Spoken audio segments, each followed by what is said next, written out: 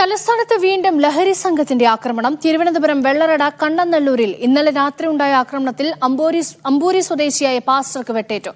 Consumer fed ജീവനക്കാരിക്കും ഭർത്താവിന്റെ മർദ്ദനമേറ്റു. സംഭവത്തിൽ 17-കാരനെ police പിടികൂടി.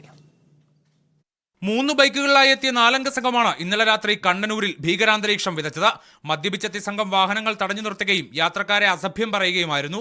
അമ്പൂരി സ്വദേശിയായ പാസ്റ്റർ അരുളിനെ സംഘം വെട്ടിപ്പരിക്കേൽപ്പിച്ചെന്നും പരാതിയുണ്ട്. ഇതിനിടയിലാണ് അതുവഴി വന്ന കൺസ്യൂമർ ഫെഡ് ജീവനക്കാരി സരിതയ്ക്കും ഭർത്താവിനും മർദ്ദനമേറ്റത്.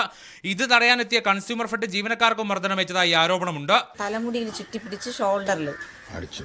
വേറെ പിന്നെ കൂടെ ജോലി ചെയ്തവർക്ക് 2 പേർക്ക് നല്ല രീതിയിൽ മർദ്ദനമേറ്റിട്ടുണ്ട്. ബഹളം കേട്ടെത്തി തന്നെ ഭീഷണിപ്പെടുത്തിയ സംഘം വീടാക്രമിച്ചെന്നും സ്കൂട്ടറിൽ ഉണ്ടായിരുന്ന പണം അപഹരിച്ചെന്നും സമീപവാസിയും പരാതിപ്പെട്ടു. വീട്ടിനകത്ത് കാര്യപ്പോൾ ഭാര്യ കഥ അടച്ചപ്പോൾ അവർ വെട്ടി വാള് എല്ലാം കൂടെ കൊണ്ടുവന്ന് വീടും പൊളിച്ച് പിന്നെ കൊല്ലാൻ വേണ്ടി ശ്രമിച്ച് ജനലും ഭാഗം കഥ എൻ്റെ വണ്ടി അടിച്ചു പൊട്ടിക്കും. വിവരമറിയിച്ച ശേഷം 1.5 മണിക്കൂർ വൈകിയാണ് പോലീസ് എത്തിയതെന്നും നാട്ടുകാർ ആരോപിക്കുന്നു. എന്നാൽ പോലീസ് ആരോപണം നിഷേധിച്ചു. പരാതി ലഭിക്കാൻ വൈകിയെന്നാണ് പോലീസ് ഭാഷ്യം. മീഡിയ 1 തിരുവനന്തപുരം.